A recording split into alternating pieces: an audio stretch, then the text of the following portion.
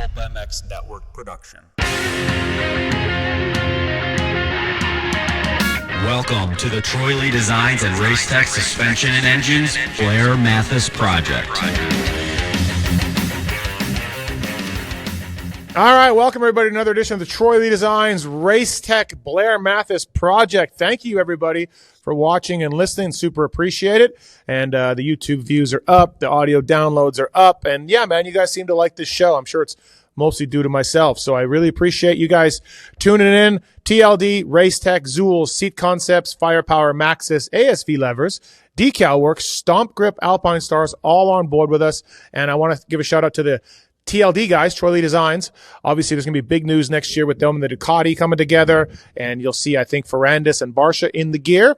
And if you want a deal from the folks at Troy Lee Designs, use the contact form on pulpmx.com. We'll pass you on a code to save. Great mountain bike stuff. They're really, really big in mountain biking. I don't know if you guys are aware of that, but they crush it over there. And also, too, thank you to the folks at Troy Lee for all the discounts they give our listeners. So head to toe, helmets, gear, mountain bike stuff, casual wear, they got it all. Troy Lee Design since 1981. They've been absolutely cooking it up. Also, thank you to the folks at Racetech, racetech.com. Let me pull up the read real quick here. But Brandon Shar, who works for Factory Honda, works for Showa and is a Factory Honda service center. He is a Racetech suspension seminar graduate. Used to race, right? We all remember Brandon Shar. Used to work at Club MX, actually, too. He is the SMX championship winning suspension tuner for Joe Shimoda and many other top techs in the industry. Got their start at Racetech. You can do the same by attending their technical edge suspension seminars. Learn the why behind the what, become a better suspension tuner, and even learn the secrets of building a successful suspension business. That is at racetech.com. So those seminars happen in the fall, and they do a great job with those. So thank you to all those guys for coming on board. I'm Steve Matthes. With me over there, regional arena cross champion, Club MX. I think he's the owner of Club MX, to be honest. Daniel Blair. What's up, DB? Not the owner, just HR. We'll go with HR this week. But before we get to me, let's talk about you. What happened to your face? Yeah, my face is jacked. If you're not watching it, just Deegs didn't like some of the things I had to say, man. Showed up, rang the doorbell, and we had it out. No, just kidding. So just like Seth Hammaker going in the off season to get fixed up, Cole Davies fixed up, I waited till the off season and I went in and got fixed up, and here we are. So I had these, it's like oil deposits on my face, and there was like little tiny, they're not moles, but they're oil deposits. And I went to a skin doctor, and she's like, "Yeah, we just buzz them off with like we cauterize them with like a burn, like a whatever. Yeah, burn them off." So I go there the other day. And I just thought it would be something really easy. And then, dude, she is just, and then she's like, "Oh, there's one. And now I got these horrific scabs all over my face. Now they should heal, but I did not know I would look like this when I went in." Wow. So yeah, my bad on that. I can see that our producer, the fraud, Kellen Brower, is laughing. Yeah. I'm just laughing at the story of going in and then suddenly your face is getting grinded all over my forehead. And I went in and I paid like $200 to get, like, she set up to 15 removed, and I counted, and I think I had 7 spots that I wanted to remove, and she took over 15. She just started going to town, dude. And so now I'm all scabbed up. Was it pay per? It's disgusting. Per? No. Okay. No, it's just $200 for 15. So maybe she got in there and went, huh? Dude, I look beat up. I look beat up right now. I got this polysporin, so that's why I shine right now. But I don't know, man. Dude, you'll be ready for 26 still, just like Davies and you just got to get right. So next year you come out on fire. Don't miss as many races. We know this is what was the cause of it. Maybe you'll be better at fantasy next year. I just got to get fixed up, dude. That's good. Take care of yourself. Yeah, we'll talk more about fantasy. It's complete bullshit again, and we'll get into that as well. And Kellen, I really hate the fact that you're wearing that Padres hat. Just don't like it, but we'll have to. I was mocking Kellen because his team got the wild card because my team was up 3 games in the division. Oops. And we were going to win the division, and we are now tied since I sent that tweet. So not ideal.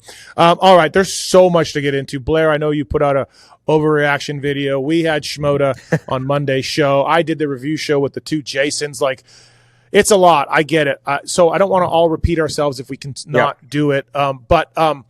Dude, so it's a lot. As we sit here Thursday, Deegs is going to race the MXDN. Plate the collarbone. I think he'll be okay. Daniel, you're the racer. Shock did it last year. He was fine. He told me he got tired, like the shoulder got tired later in the races. And I'm guessing, Daniel, motocross is worse than supercross. But I think he'll be okay. I don't know. I think this will be A-okay for Deegs to race. Yeah, I am blown away. Obviously, when the whole thing went down, I think everyone had 100 different thoughts. We hit it from every angle. But really quickly, I was like, whoa, Motocross of Nations, this is really bad because not only is this moment obviously looking bad for him and the loss of the money, but he might miss that race. That's a home country race. We've known in the past that there's been talks of him maybe going and he didn't go. He kind of got away with those ones, but missing this was going to be like the ultimate, like for some fans, the nail in the coffin. I can't believe he's not going to, So this is an ultimate save face opportunity for him, for the fans that maybe are a little bit pissed off about what happened. Now, his diehard fans, they're with him to the end, and the people that don't like him hate him till the end. But there's a lot of people that are in the middle, and the ones that are in the middle, we're definitely going to get on board at Ironman and be Team Deegs all the way as he takes on the MX2 riders from Europe and try to get this thing done. And I know some were pissed. I have friends that can't believe this. Now we're going to lose. So if he is able to physically be right enough to come in and do the job and say we win this thing, or at least he does his part and he's successful, he will settle down a lot of fans. Kellen and I were even joking about it. Like, Kellen, it's a great way to move on from what happened, like as fast as possible. But that's only if, right, Kellen? If he is able to go. Because if not, then people will be reminded that, oh, dude, you blew it in Vegas. Yeah, I mean, I think that this already puts a little bit of a shadow over what happened in Vegas anyway, because everyone's just ready to move on and talk about the next thing. So it certainly does dampen all of that, which I think is, a good thing, because that has really been too much of the talk of the week. But if he goes out and wins the damn thing, now everyone's just going to be moved on from it. Yeah. So there you go. But both of you guys, you do think he's going to race? Like I do. I think he will race. I mean, he won't be 100%, but what, 95%, like 90%? Like I think he will race, and I think he'll do well.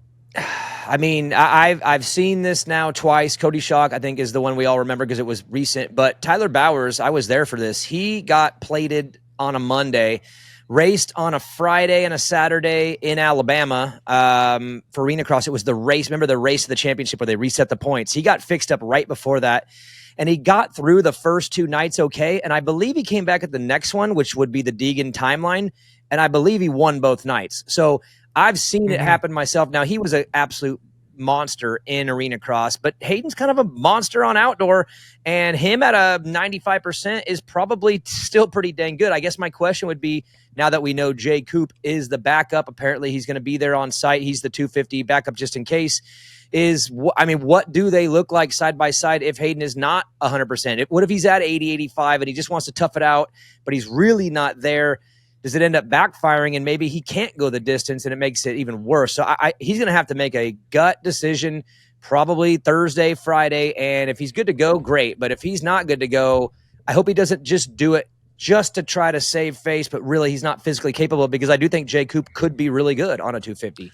So, well, from what I understand, they have until Saturday's qualifier to make that decision. So Deegs will go out and qualify and see how he can do. Now, I guess Jay Coop lines up Saturday with no practice, and like, good luck. But I mean, he's Ironman. He knows what he's doing. He'll be fine. But I think that's how it works. Like, obviously, Jay Coop doesn't get the practice, right? Yeah. Look, you can say a lot of things about Deegs, and we'll get into that. And I've said a lot of things about Deegs, but you can't say he's not tough. He'll probably get a shot.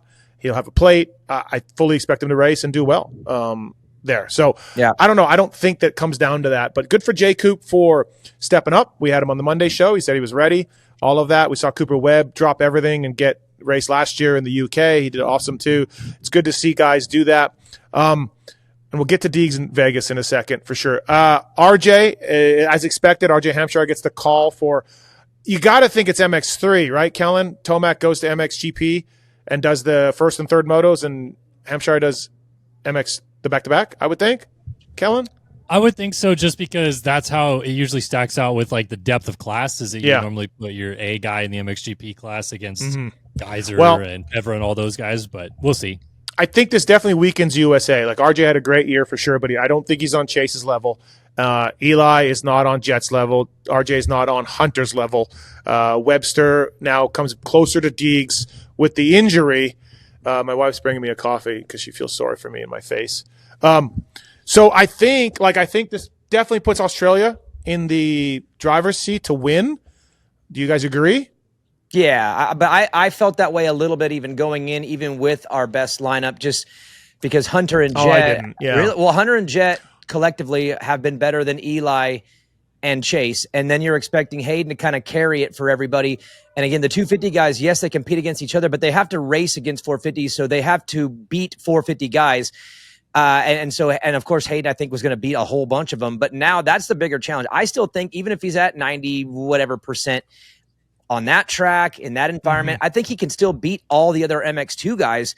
But maybe he doesn't beat as many MX1 and MX3 guys now because he's not himself. So that's where I think we're really going to get the hit. Haiden won't be the version of himself that could have beat a bunch of those guys.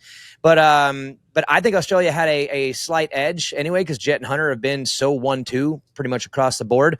But at the same time, man, like RJ's been really, really good. I do think I feel bad for Jay Coop because you could go either way with him and RJ on the 450, but there's no way you were going to go Jay Coop 450 and MX3 and then make RJ go back to a 250. We've moved on from that. Nobody wants none of that. He don't want none of that. No. I don't think that would have worked. Jay Coop's the one that could pull it. So unfortunately for Justin, RJ is the better choice on that bike, and he'll have to sit there and just hope and do his part for the country and be ready if needed. But I still think it puts us 2. I don't think France is as strong as they've been in the past, even though as a team collectively they are so good at this thing. But this makes I think Belgium's in 3rd right now. Probably. But I would say Australia now to me is way more of a clear 1. And now we're more in a battle for 2 than before, where I thought we were like the clear 2, maybe taking a shot at 1. It cleans up the hierarchy a little bit for me and makes it a little less gray area. But Kellen, correct me if I'm wrong. If Deegs doesn't break his collarbone, he's easily the MX2 best guy. And then I think I put DeWolf, Everett, Langenfelder all above Kyle Webster. I'm probably Koonin above Kyle Webster. I'm probably missing some guys. But now I put Deegs back into that group of fighting with other MX2 guys probably, and then Kyle Webster being there. And then to me, Hunter and Jet are better than Koonin in the 450s, better than Eli, better than RJ, and they should win their motos and all of that. So, Kellen, you kind of agree? Looking up. Yeah, right? I do. Yeah. I think that, Webster's going to be the biggest catalyst for if Australia wins this thing or not. I think Jet and Hunter are going to go 1-2, 1-3, whatever in their respective classes, and then it's going to come down to the MX2 results. So to have the ace for the USA on the track is massive. Like, obviously losing Chase sucks, but I think RJ will do plenty fine. Losing Deegan would have been really a big deal for this. Yeah. So we'll see what happens. But I think Deegs races, and I think he does okay or well. And then, like you guys said, I was back to Vegas and just the Deegan thing, and so I wrote about it in my observations column. Also, like it's a lot, right? They have huge fans, so many bed bugs, as Weege calls them. I posed the question: have we ever seen somebody less popular inside the pits to being as popular outside the pits? I don't think we have. Like, you can go around to the different trucks and the riders and the teams and like just people. And, and Star isn't innocent in all this because I guarantee you, Daniel, them. They're all like, if you look at Larry Brooks or Lars Lindstrom, Brandon Wilson, Dan Fahey, I'm thinking of some other people that run teams. They are in charge. And yes, the riders, the tail wags the dog in a lot of cases, but these are still strong personalities on factory teams. I don't know for sure, but I highly doubt anyone at Star has reprimanded or told Brian or Haiden anything what to do or help them or help guide them or say, hey, you're not making us look, in the right light or whatever. So they're to blame. But I get a sense from talking to people like Hayden's brother got into it with an industry person in the Monster thing. There was words exchanged between Haiden and the gas guys. Levi Kitchen and Haiden exchanged words at the hotel. Ryder D and Haiden exchanged words after the race. Now, Haiden didn't instigate all of these things. I'm not saying that. He was sometimes just in the way. However, I do feel like there's a huge part of the sport right now and the powers that be and the teams inside that are just over the drama. They're just over it. Like, They can't seem to stay away from it. They double down on the socials. It's full WWE. But having said all of that, like you said, Daniel, if the kid comes through for America at the Ironman, a lot of this gets forgiven. Yeah, he's got a definite issue with his haters and his doubters. He brings them up all the time. And I made a point on my show this week that the haters and doubters were willing for one day to put all of that aside and just get on board because we're all part of the team on this one. And of course, the haters and the doubters have been loud all week because it was what happened was so wild and crazy. But if he is able to come through here and do his part and pull off a triumphant day, and even if the team loses, but we're on the podium and he does his part, it'll definitely soften the blow until the next time. And that's the question is what and when is the next time? Is there a learning moment from this? And I've talked to people that say, yeah, he probably looks at this one as much as he won't want to admit it in the short term and go, yeah, we probably need to make a little course change here on the way we go about things. And then I've had people tell me, absolutely not. The only maybe ridicule that's come from this thing is that it wasn't pulled off better, that you didn't actually finish it off and do it. So I really don't know if this is a learning moment or not. I don't know if this humbles him in any way. If anything, it maybe just fuels him to be even more this way because I do think there's a defiant nature there and it's worked for them forever. This isn't like something that's brand new. This has been since day one and this is what's worked to this point and gotten him here. So why change? That's a battle for the offseason for the family to figure out, like, where are we going with this as we move into the 450 class? Are we going to go right at this with the same attitude and the same stuff? Or are we going to adjust a little bit because this one ended spectacularly in the wrong? It sucked for them at the end. A strong team structure would help. But as I said, there's nothing over there. It's the Wild West. I've heard that many times. So that doesn't help, right? Star's already got a bit of a renegade thing. Star's already protesting people and all of that thing. So if you had a Brooks or Brandon Wilson, Lars, Dan Fahey, these type of people running Hayden's team, you would see more discipline. Well, but they don't. And there's your question, because he's going from one side of the facility to the other. He's going from one truck to the other, and I know they're different. I know they're not different. There's a lot of things that are combined. There's a lot of things that are different. So maybe moving over into that environment with a little bit of a different team structure on the 450 side, he's going to have Uncle Coop in the truck with him, and Uncle Coop is the master of being the antagonist the right way. He's like the perfect antagonist. So maybe that side, that truck, having someone like Cooper Webb there, maybe that modifies him and cleans it up a little bit to where it's not so bombastic, where the 250 side was Wild West and was loose, and they probably got to run free. I mean, I would have loved to have been in the truck. I would have loved to have just heard all of it all year. I mean, could you imagine?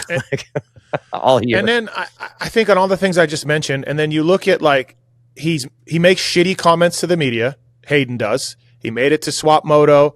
Kellen, he's talked to you before. He said to Lewis, like, he's got antagonistic attitude with media. He won't talk to me, whatever. I don't care. But, like, I just think the whole thing is just becoming too much for the powers that be, more important people than any of the three of us. I think they have to rein it in. I think they have to curtail it in. Now, good luck with that. But so going back to Vegas, there was talk of a black flag. I talked to two people who would know. One guy said the black flag was coming out if he had crossed that line, like after Joe, the black flag was coming out. Another person said, we discussed black flagging, not going to happen because they didn't black flag Julian Beaumer at Salt Lake City. And he was directly, gaming the race, which is what Haiden was doing, gaming the race, right? Now, Julian didn't really take any wild swings like Haiden. But he did try at Seth once, and, there was some of that. But, the AMA, I think, chickened out a little bit with no black flag. And then as for the off-track stuff, some people that are very important were trying to go around and see if they could do a code of conduct punishment on Haiden for all that stuff I mentioned. But as I said, he wasn't the instigator in all of it. Some of it he was, some of it he wasn't. Yep. So the powers that be backed it down from the code of conduct fine. And then to make this even more, DB and Kellen, the source I talked to was like, well, let's say they did fine him code of conduct for just too much shit going on. Well, who's fining him? It's Mike Pelletier. Who's the team manager of Team USA? Mike Pelletier. So, like, that's a whole nother bag of worms. I don't even know if bag of worms is the right analogy. That's fine. It's a bag of worms. A bunch of worms. Bag of worms. Yeah. The bag of worms, dude. And, so like the sport's got to get figured this out a little bit because, hey, Haiden, I know I just fined you for code of conduct and chances are you think it's bullshit, but hey, let's talk some strategy here for MXDN, like it doesn't work, right? So, well, let me add one more to you. 5-point penalty. 5-point penalty. Oh, they screwed up. They screwed up. I mean, you do realize now. Let me get the answer to this. Was it a 5-point penalty that was going to be tripled because it was triple points, or was it a pure 5? No. See, that's where they screwed up. Okay. They told the teams, hey, if you jump on a red cross flag, it's 15 points. Okay. Because it's triple point format, because that's a safety thing. Okay. But if you get a rough riding penalty, that's just 5 points. So they really screwed up with that. Yeah. It should have been 15 also. Okay, well there you go then. Then how are you supposed to teach Haiden a lesson here when the math is he's down 10 going in, a 5-point penalty puts him at 15, but if he wins the race and Joe gets third, it's 16. Well, he breaks Joe's collarbone or breaks Joe's shifter or breaks Joe's radiator. Or just puts him in third. He essentially he could have won it. He could have won it if he gets away with it. So essentially, there is no lesson to be learned here other than he cost him $50,000 because he went from 5th to 6th or whatever. So again, with the black flag, the points, they let it all happen, and they didn't really do anything on the back end of it. And it's just like you said, we're moving on. Yep. And I don't know how that curtails the antics. Again, if it's not going to happen on the team side, then you would have to think that the sport's going to do it. But then again, the sport loves it. I mean, how much you want to bet that clip is used next year? You think so? I mean, sure, will it or will it not? Will they use that clip of him taking Joe out in the last corner there? I would bet they do. So to me, it all becomes interworked as part of the show. And they didn't but Daniel, Feld will use the clip to sell tickets. AMA though is what I'm talking 100%, about. But they're still all partners. They're all collective in this. There's the AMA, there's the promoter, there's the teams. Everybody's supposed to be all in the same stream here, and they're not. And that's what goes back. That's why you hear people talk about rider unions and all this stuff, because right now it's like there's the projection that everyone works together, but then everyone also is out for themselves when it all comes down to it. And so that's why nothing happened. Now, I'm not sitting here advocating for the black flag. I'm more questioning, like, what was the line? Where were they going to use it? Because if let's say they pull it out. It's unclear. Yeah, it's unclear from people I talked to. And then nothing happens. And he's like, what do you mean? I didn't even do anything. I raced rough, but I didn't target. And now you take him out. The fans would have lost their freaking minds if they black flagged him in that race. But at the same time, knowing what we know now, that it was actually targeting for takeout, I mean, you would have think that that's not acceptable, and you're not just going to let that happen. Because if Joe gets hurt, breaks his collarbone, oh man, could you imagine if Haiden would have got away with all this and won it, and Joe was hurt right now? There was no way Haiden was going to win the championship. He was on probation already, and if he knocks Joe down and Joe breaks a collarbone, just like Haiden did, and Joe can't get up and finish, he's not going to win. Even if the maths, they will not let him win. They would fine him for. Like black flag him or something. There's no chance. I guess you're right. He puts him down. It works, and then the black flag comes out, and then Seth's your champion, and there's absolute redemption from Salt Lake City. What? Wow. Yeah, for sure. If that would have happened, I can't imagine. No, I will say this. Like, so obviously, I'm picked as the Deegan hater because I don't get along with Haiden or Brian. I like to think I call it as it is on the track, and I've certainly praised the kid a ton. He's a bad dude. I don't like some of the stuff off the track. I don't like his attitudes, all that. So, but I will say, I'm surprised at the comments towards Haiden and Brian and everything else. It's way harder than I thought. Like, you could put up Haiden saving a bunch of puppies from a fire, and you would still have 50% haters and 50% of people saying it's awesome. If you put some rough riding for Haiden, it's 80% people saying, he's dirty, and 20% of people saying he's awesome, the bed bugs. I will say this reaction in my DMs, on social, on my texts, this is 98% hate and 2%. Like, I do think this cost him fans. They'll still be strong. He's still, got a massive following, but this cost him fans, which honestly, Daniel, I'm a little surprised with. I am too, because I felt going in like it was already cemented. It was the diehard all in, there was the diehard all out, and then there was the middle that's just gonna maybe puff up, but I think a lot of the people in the middle are more than puffed up, and they're like, I'm over this kid forever. And it's like, well, we'll see about that, after Dis Nations. We'll see about that Nations. Or next April or next June or whatever. I mean, time heals, because people do forget, and the next thing's going to happen, and the next thing's going to happen. And he might be the victim of one of the next ones too. So I do think I've never heard a stadium boo more than Dylan Ferrandis, and no one remembers and no one talks about it. Yeah, a lot of people I know like Dylan a lot, and probably didn't that night. But again, we'll see where this goes. The beauty of it for me personally, not as much for you, because you are there on the ground, so you do have to intermix. I don't go, so I'm on the outside. I'm pure fan on Saturday, and for me, he is a gift to my fandom. Like he makes things so fun. I mean, I got a bug flying in my face. It was 12:30 at night Eastern when this went down, and I'm up screaming, laughing, in shock. And he brings me entertainment, and then he makes it a lot easier for me to do the things that I do after. So I am unaffected, good or bad, by what he does. You're there. You have to deal with it a little bit, but if you are in the inner circle and you're dealing with it, like if you're Duff and you're team personnel and you're on the other end of it, whether you're Juju's camp or Kitchen's camp, he has got to be a difficult person to deal with every single day, even if you're on his side. But I just want to make sure it's all known for y'all. I am all about it. Like, do whatever you want, buddy, because you make my life easy and fun, and do whatever, because I highly enjoy everything that comes from Deegan, man. He is pure entertainment. 10 out of 10. Last thing I think we'll touch on here on the TLD Race Tech Blair Matthes project. I didn't watch Brian's video or the Deegan's video, but I've got recaps and screenshots. Brian basically saying the format caused this. The triple point format is what caused this, because Haiden had no choice but to go for it because of the kitchen thing in St. Louis, and it's not UFC, and the sport needs to change this.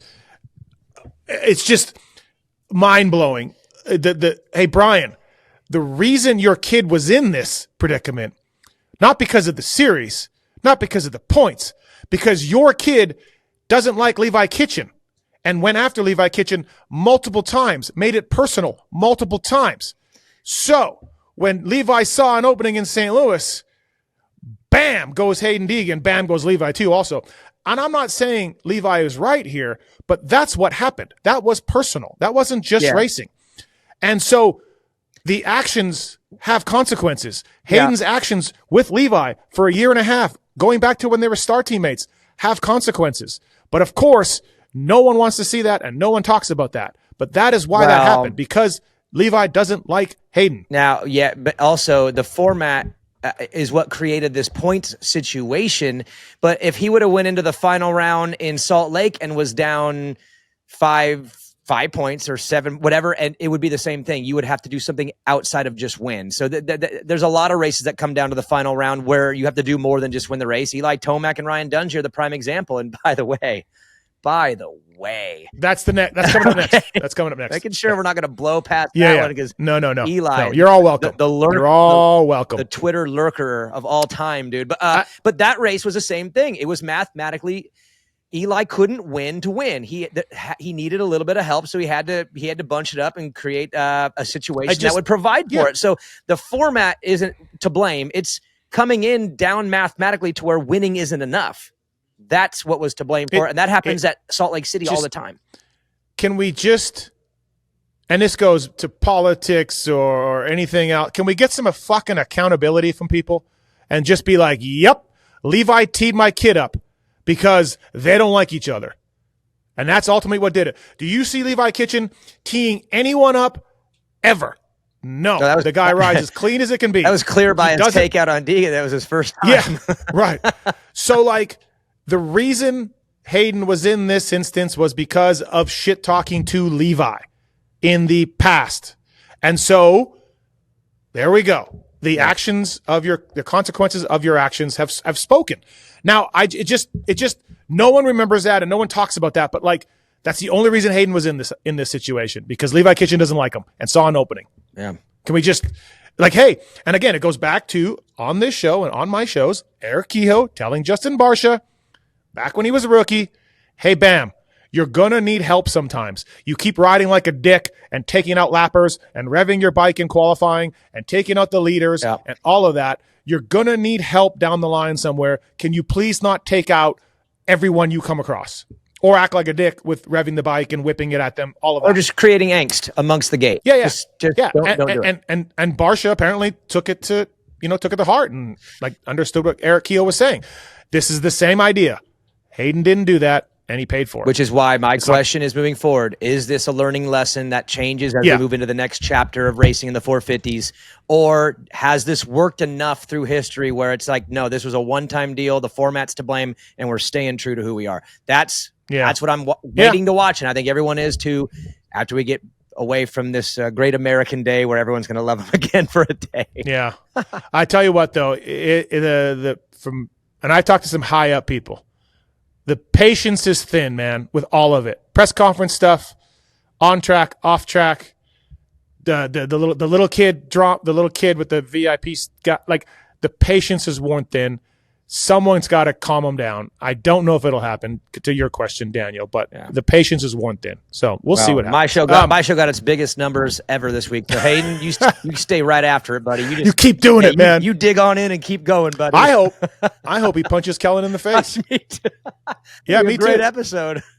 Yep. Well, Kellen, you're the only one who talks to him out of us three. That's why I said that. So. Yeah. But all right, it's enough. All right. All right, so thank you to folks at Zool's Bag, ZoolBagCo.com. Use the code PULP25 to save. Whether you're taking the kids to a sporting event, whether you're going motoing, Zool's Bags got you covered. Roller bags, gear bags, backpacks, all of it, Zool'sBagCo.com. Official gear of the Triumph guys and Beta guys as well. Travis Pastrana uses Zool's Bags, probably throws himself in it and throws himself out of a plane with a Zool's Bag. Thank you to them. And also Seat Concepts, saving the asses since 2009. Pulp25 code to save 15% off your next purchase at Zool's and Seat Concepts. Factory Beta, Phoenix Racing, and Pro Yamaha with Caleb Russell. And more Seat Concepts. Ride the world with them. Race 2.0 to the Comfort Series.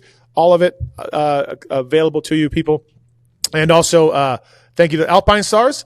Alpine Stars protects. And I got that new Tech Air. I rode with it last week.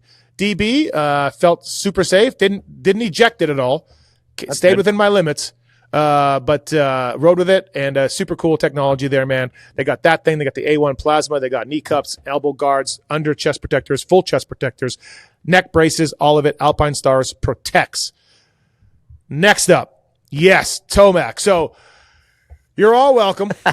Glad I could help out. Twice in 3 months. Yep. I put a tweet out Saturday night. See, here's the thing. You can call me many things. Idiot, loser, fatso, fucked up face, whatever. But you can't say that I don't try to be true to who I am and my opinions. That's just how I am. And I know people like Deegan or people like Jason Anderson or whatever want to cherry pick about things I say, but I'm consistent with what I say. I like to think I am. Am I perfect? No. But when ET did the bunching in Vegas, I hated it. JT and I were yelling at each other. I hated it. He took a couple of runs at Dunge. Of course, Fro and Ralph still think that Dunge just reeled him in, I guess. But anyways, that was the most amazing part of the whole thing. Out of the whole thing, Emig and Ralph being like, can you believe Ryan Dungey? That's the most, okay. All right, anyways. I didn't like it then. And I felt like had Eli punted Dunge off the track and caused him to lose the championship, they were not going to award him the championship. It wasn't going to happen. Like 1985 when Glover and Ward had to settle their flying around out, like in the AMA court after the end of the season, like all of that, we would have been in such a disaster. I don't like gaming the race. I don't like going for takeouts, slowing and letting guys by, all of that. So I mentioned on Twitter just what Haiden did. I didn't like it when ET did it, and he fired back about $2 million. And, but I also clarified in another tweet, what Haiden did was worse than Eli, 100%. But it was the same concept. I'm going to slow down. I'm going to let my competitor by. I'm going to try to knock him down. I didn't like it then. Don't like it now. But Eli fired that off again. And again, he got the fireworks thing wrong. I'm going to have to go into his motorhome with Kathy and John and sit down and explain the fireworks thing because he seems to think I hate fireworks. By the way, fireworks, China invention, Chinese thing. not really that American. Just want to put that out there. Anyways, I got no problem with fireworks for an hour. After that, you should be thrown in jail. But for an hour, we're fine. So it's not really fireworks that, But anyways, hey, you're all welcome. And you don't like them on the track either. No. When did Eli become a comedian? Because it was fun. I thought his tweet was funny, and you got to admit, you might be on the receiving end of it, but it's pretty funny. No, I don't care. I don't. Yeah. Okay. No, it's fine. And I just wish he would get the fireworks part right. So his inaccuracy is what's bothering you, not the fact that he's got you twice in 3 months over. Anyways, and then the hashtag. How about the hashtag and the memes? That I'm on a tractor. I'm on tractor. What was it? Kellen, what was I'm it on exactly? dozer. Kellen? I think it was I'm on the dozer or I'm on the dozer. I saw some great memes, dude, and the retweets, and it's funny because it's like Kellen and Marks were the first two that I saw getting after this. My friends. Yeah, I was friends. Yes. Yep. And then I'm like, well, as long as they're getting after it, I'm going to get after it too. But I just think it's funny because we look back on the Osborne one and we were just like jaw dropped. We're like, oh my God, Eli, he lurks, he watches, and now he's decided you of all people are getting it twice in 3 months, which it's like. Just the amount so quick has got me blown away. He's got you in the crosshairs, bro, dude. He does. I need to talk to him. I haven't seen him for a long time. I went to go look for him at Ironman. I couldn't find him that time when the moto thing he went off. I consider us not friends, but good acquaintances. But maybe not now. Maybe now I'm starting to think he actually doesn't like me, and it's sad. I don't really give a shit because I just do my thing. But dude. When he was blowing Supercross title after Supercross title, the Dungey camp didn't like me because I was saying that Eli Tomac's the fastest rider and he should be winning the Supercross title. That's what I was saying all the time. And then the Dunge people were like, oh, shit, Matthes, who's got the number one plate and blah, blah, blah, blah, blah. And now I stuck up for the dude, and now I'm calling it like it is. He's older. He's been injured. He doesn't have the same, skills. And he bunched up the Dunge. And he bunched up the Dunge. And all those things that I said that were so nice for so long that got me shit from the Dunge camp is not giving me any a quarter with Eli. I don't know. Hey, Kellen, going into 2025, if you were to just make a bunch of crazy predictions, would you predict that Eli Tomac, of all riders, would go at Steve of all members of the media? It's just not the pairing of beef that I ever thought. I would have never guessed that ever. And that's why, to me, it's so laughable, because it would have been number 10 on my guest list of what would have happened. No, definitely wouldn't have thought that. And I mean, he is, as inactive as he is, I will give him credit. He's one of the few riders that is now actually using Twitter more often than not somehow. So congratulations. All I need is RJ to go after me. He's a Twitter guy too. But Eli Tomac, he flies out of Denver. I go through Denver every week. We've sat next to each other. We've been seat buddies in first class probably a dozen times. John and I, Kathy, we're seat buddies. And this is what happened. This is what's happened. It's gone this far down. You chose the wrong rider to criticize, Steve. You blew it. I never even criticized them though. That's you the called thing. him old. You called him washed up. And bro, you went from first to 8th in a moto. Oh, so now you're doubling down. Now you're doubling down. You're gonna get a third tweet.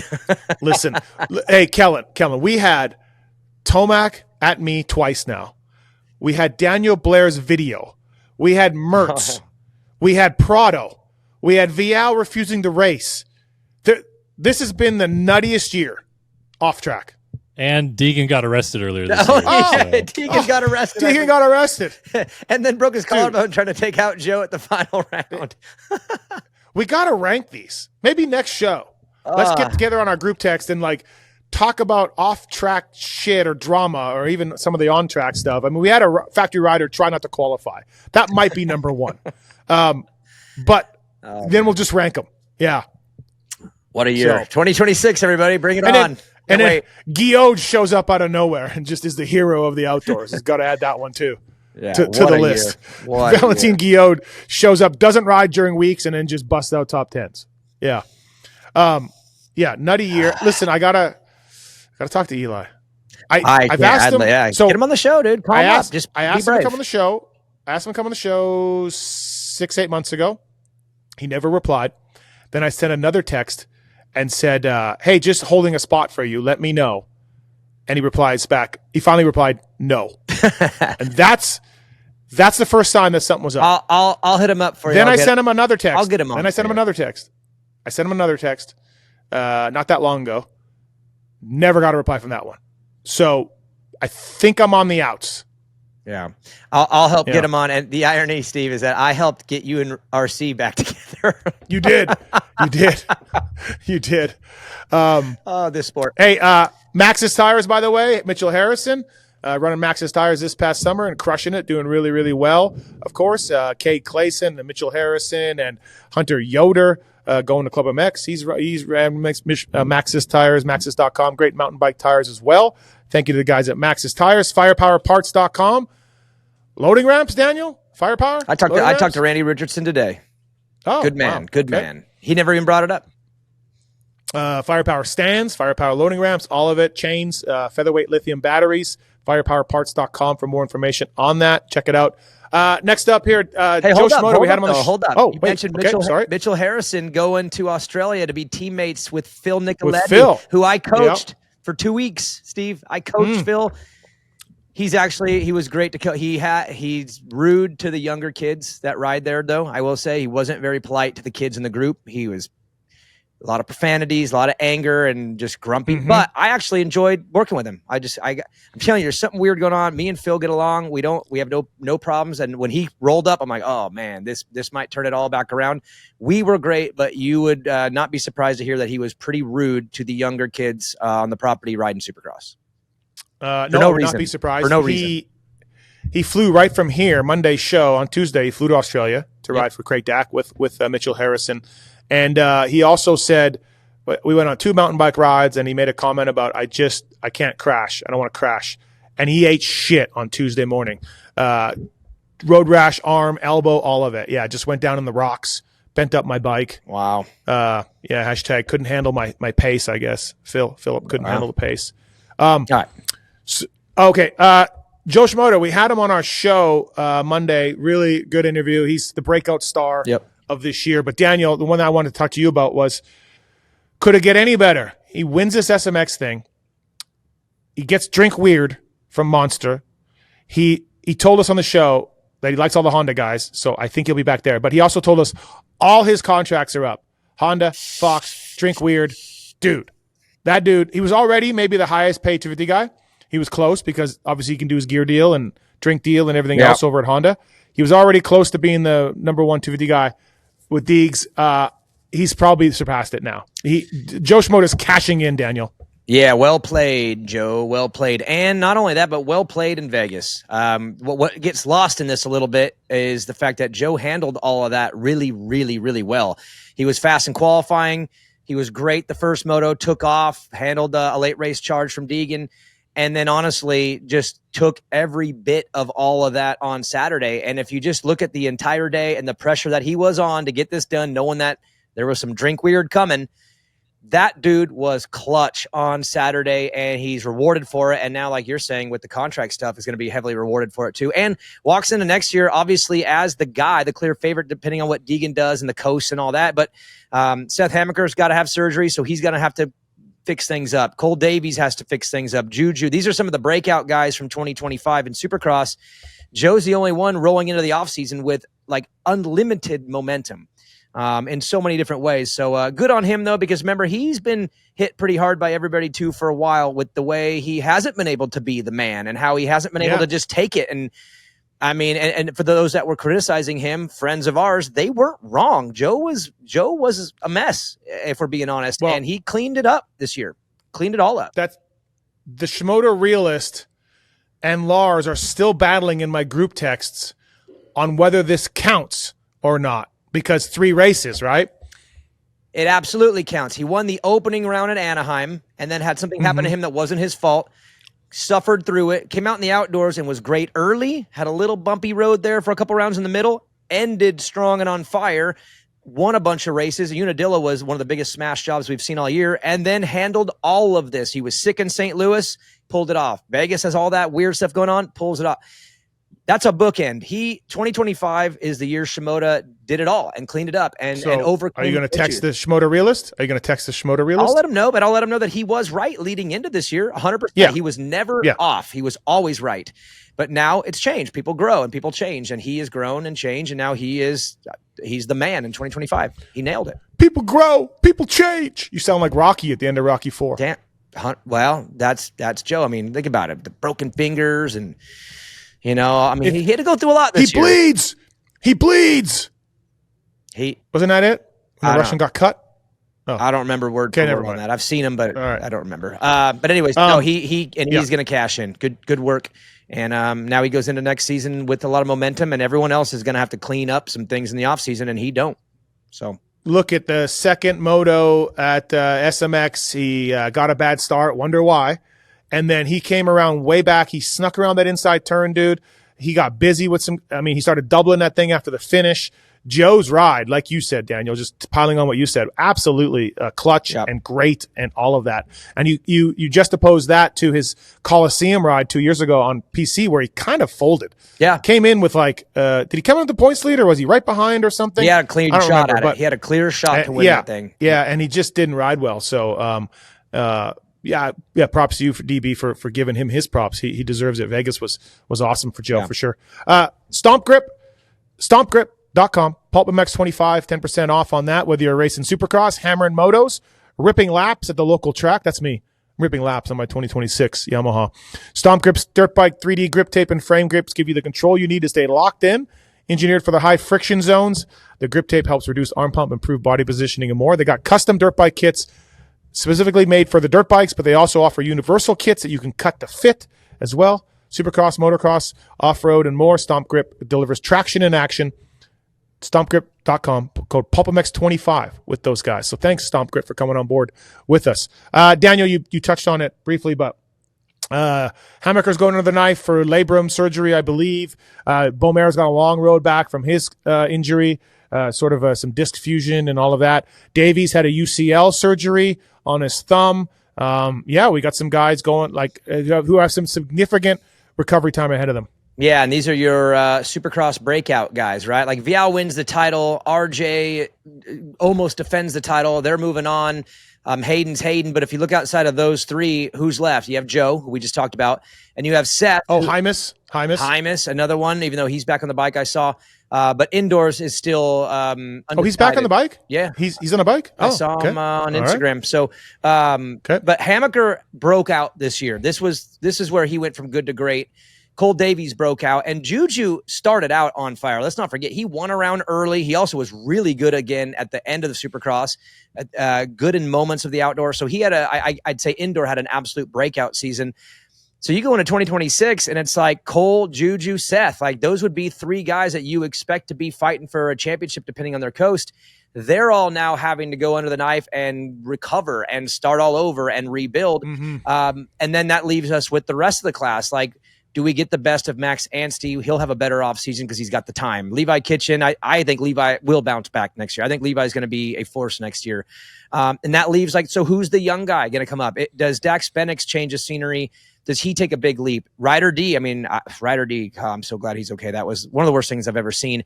But I feel like he is absolutely timed perfectly for his breakout in Supercross. Will he be the Juju or the Davies for 26? It leaves a lot of question marks going into 2026, and even Hayden's decision, because of course he says he's going to ride 250. I don't believe he's going to. I still believe he's going to go 450. He will. He will. He's 250s. We'll see about that. But I feel like we're going into 2026 with way less certainty than there would have been a month ago, where I would have said Seth, Levi, Juju, Cole, and probably Max again, and maybe one new breakout rider. But now the board is wide open for somebody. Unless you're Joe Shimoda and you're looking at it like this might be the time when I go in and just absolutely wax these dudes, because it sets up for them that way. But I'm just curious of who's going to be the breakout in 26, because 25 had three breakout riders in Seth, Juju, and Cole, and we weren't ready for that. So, do you know? I reported on Twitter a while ago that Benix going to Rockstar Husky. I got a text this week that said KTM alongside Beaumare. Do you know?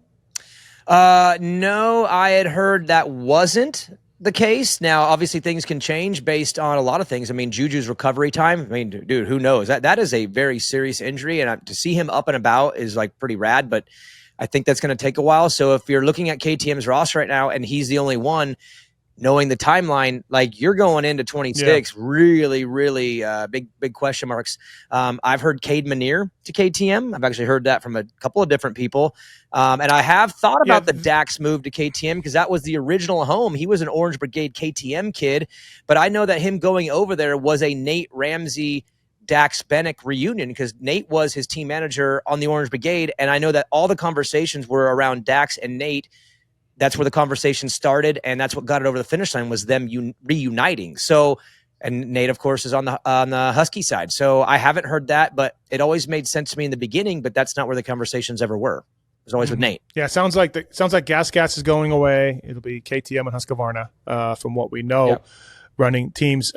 Either way, Dax lands on his feet and has a good ride for sure. Yeah. No matter what, and then Ryder D. Hopefully he can pick it up a little bit. A little underwhelming, but he did get seriously hurt, before the season. So there is that. All right. Troy Lee Designs, email us using the contact form on PulpMX. We'll send you a code to save it. Troy Lee Designs, Race Tech as well. Thanks to those guys for coming on board with us. Appreciate that. And then Daniel as well, ASV and Decal Works, also on board with the show. That's right. Decal Works, from beginners to seasoned vets, race teams, project builds, and magazine tests. Or if you're Dark Side and you want 500 logos on the front fender, which I'm just being a jerk, but Dark Side was texting me last night from a concert that a band I recommended to him. Anyways, Decal Works' mission is to cater to those who love to ride, upholding the true definition of quality, service, and knowledge. Visit decalmx.com and use promo code PulpMX25 to get 20% off your custom graphics. And ASV Inventions is celebrating 25 years as the inventor of the original unbreakable adjustable motocross lever. They are now accepting racer support sponsorship applications for the 26 amateur and pro race season in all classes. You can apply now through Hookit or mxsponsor.com or go directly to their website, ASV's website. ASV products are tested and used by AMA Pro racers. Visit asvinventions.com. Use the code PulpMX in all caps for 20% off. And little birdie tells me that they are already getting after the Yamaha 450, Steve. And you would know because you're on the bike and you're a full-time rider now again. So what's ASV got going on that new Yamaha? I don't know. Apparently the new Yamaha comes with a Nissan hydraulic cylinder up front, master cylinder up top. So different from years past where it was Brembo's. And apparently ASV has levers for them already. How about that for service, for turnaround right there? Oh, yeah. Looking forward. Phil was over and he's riding a 2026 now in Australia for DAC, like we mentioned. And he was like, how do you like the clutch? And I'm like, I don't really like it. It's more on off than the Brembo unit. It's not as buttery smooth and all that. And he was very upset, but then he's since texted in the group that the clutch is fine for him. Okay. So I led him astray once again, I guess. Last thing before we do the fantasy stuff, unless the fraud has anything or DBU have anything. Chase Sexton. Oh my God. A horrific crash. And, looks like he'll be, nothing's broken, sore shoulder. And, but yeah, just honestly, that's 3 years in a row for Vegas SMX for him. Maybe he should just decline next year to race this round and, on a Cowie. But either way you look at, so there's that joke about the final round of Vegas SMX 4 Chase. There's also could his time at KTM end any more appropriately than that? Despite a championship and despite race wins, those two sides are ready to light the other side on fire. Never made sense to me. To me, it was always a perfect pair, but whatever, didn't work. And it is over. And I haven't gotten into it. I didn't have the time, but one of them unfollowed the other one on socials or something. Did Chase unfollow Kellen? Or you know what? Honestly, Lewis blamed Kellen for that info, so I don't even know if it's accurate or true. I don't know how you follow Kellen, that. what happened? I don't know how does anybody even know that, Kellen? It's real simple just to go to Sexton's Instagram account and then you click on his followers on the top of the page, and then if you just type in the search bar KTM, nothing shows up. So he's not following them anymore. But did he follow them before even? Yeah. How do we know that? Who would check that? Well, if he didn't follow them, it was ridiculous because he was posting at KTM USA, at Red Bull KTM, and all of his posts. So I guess the know, telling tale will be, does he do the goodbye post like a lot of riders do? Like we saw AEO did a really cool post for Lux Turner saying thank you. Told a little story. I mean, it was a really cool goodbye post. Oh, I didn't see that. For Lux Turner. And so I'm wondering if KTM and Chase, if they do the goodbye post on social or not. I think they just do giant middle fingers. Just back and forth. Back and what forth. A weird story, man, and a weird ending. And like, I've always seen Chase as so like a dungy type guy, and it just didn't turn out that way. But anyways, my thought on this, Steve, is why I posed this to you was, if you're Chase and you're fired up for the next chapter, get me off this bike and get me on the next one. I would have to imagine that this dude is probably on that bike right after Motocross of Nations with a bunch of emotion, like positive emotion and energy and ready to go. But this now, even if he's not completely smashed up, it definitely changes the way you move into an off season with a new brand. And now you're in the recovery, you're recovering with them. And that's just kind of a weird start to a new relationship. And to me, it delays things from being super productive right off the bat. Because I'm sure Cowie right now is like, please give us someone motivated right now so we can get to work. And Chase is probably like, let's get to work. And now it's like, well, hold up, let me get right first. And even if I do get right, I'm not going to be 100% right away. And I think he needs every minute of this offseason because that bike needs it. The team needs it. He needs it. And now he's going to be a little bit on the delayed side in an offseason that I think matters because he made a really ballsy decision, leaving a brand that's won as much as they have for a team that hasn't won since Eli. And I mean, it's a gutsy decision. And if he goes and succeeds, then good move. But if he doesn't, it's going to look like a bad decision. And this offseason matters. So I just think the whole thing just got pushed back a while. And that's not ideal for him right now. No, it's not. And listen, I if anybody's listened to myself and the German Supercross guy, JT, battle over the years, you know that I generally take the team's side of things and he takes the rider side of things and then commence hellfire on the shows. But I have to say, in this instance, I do wonder if Chase is searching 100% and what's he going to find at Cowie. I think it's going to be more of the same. So I'm on the record as that. He'll win races, but then he'll have some weird things. But I will say this. The shine is off of KTM a bit. From the we're going to take a piece of junk off-road bike and have Dungey win on it. Like literally that's what they did, right? They just refurbed an off-road motor and Dungey won Supercross title on it to anything they touched working for the longest time. The shine is off. We had shock problems all year, verified by multiple people. We had a rider refusing the race. We had weirdo issues with dirt bikes. We had injuries, all of that. And so KTM, Red Bull KTM, has to tidy up their program to make it work better. From everything I hear internally, and those guys are my friends, right?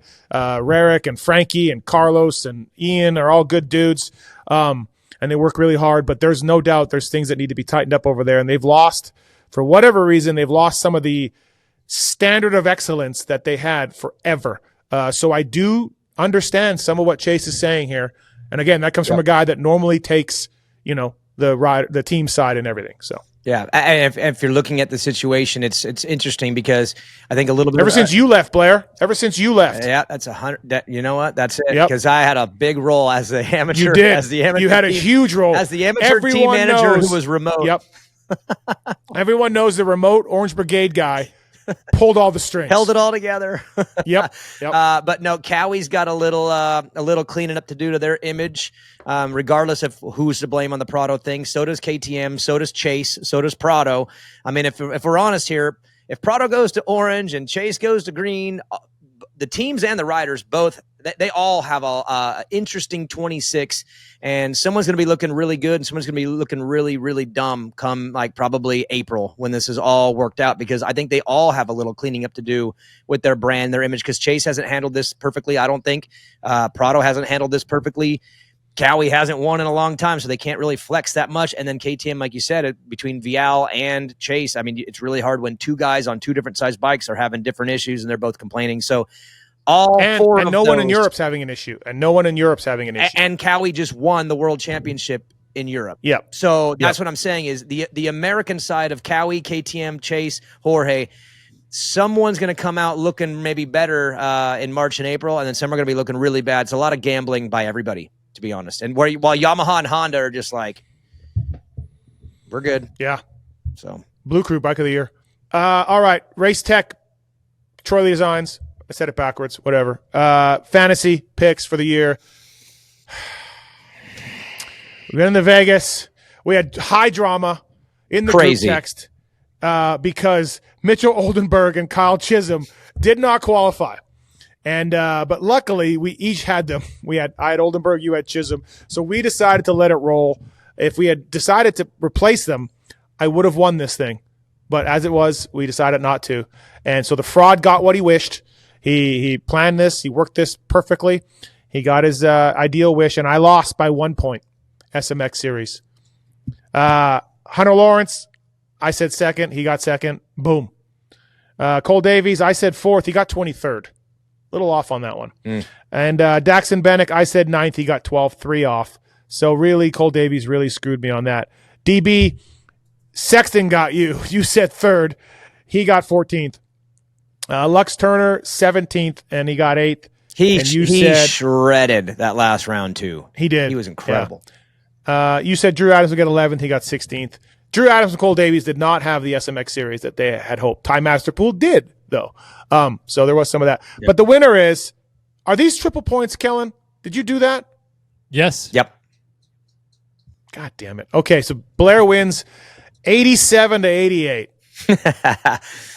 Couldn't script it up any better. A 1-point victory in a triple crown or in a 3-race format with double points, triple points, and I win by 1. Wow. So I hope you're happy, Kellen. I hope you're happy. Yep. Well, I'm just glad that exactly like Deegan, I skirted the black flag for gaming the system. I didn't get knocked down or anything like that. We survived. So, yeah. There you go. Actually, and I should admit that my face wasn't from Deegs, and it wasn't from cauterization of oil deposits. It's from me stabbing myself at losing this goddamn fantasy thing. Again, that's what it really is from. So, all right. Anything else, boys? Yeah, Motocross of Nations, Paris, World Supercross. Yeah, listen, 2026. World Supercross, man. Like, listen, you can make all the jokes you want. And maybe the checks don't all cash, but dude, they got Deegs coming, they got Tomac. Hey, hold up, is that Webb? Is that what you're letting out? Because I saw that post today too, and I was like, wait a minute, what? Because I heard a little bit about that too. No, yeah, he's been in for a while. He's going the Australia round. Yeah. Okay. So yeah, like the World Supercross we got Freeze on a Stark. Christian, buckle up, everyone. The Christian Craig Vince Freezy rematch we've all been waiting for. Mm-hmm. And they put a silencer on Freeze's bike. That's amazing. Yeah. And Eli's first race on a KTM too, which will be pretty cool visually. It'd be like, and KTM wasn't really supporting that series before, and they're letting him go and do 2 of them, so that's pretty cool too. Tom on a 450 Honda. Yeah. No, listen, it's got some good stuff going. They really do. So I know Lewis and Kellen like to sit back and laugh at the World Supercross series, but they might be laughing last, or no, not laughing last. The World Supercross will laugh last. That's right. Or he who laughs last laughs last. I don't know. Something like that. All right. Are we doing a show next week, or are we doing a show after Disney Nations? It's up to you. It's up to the fans.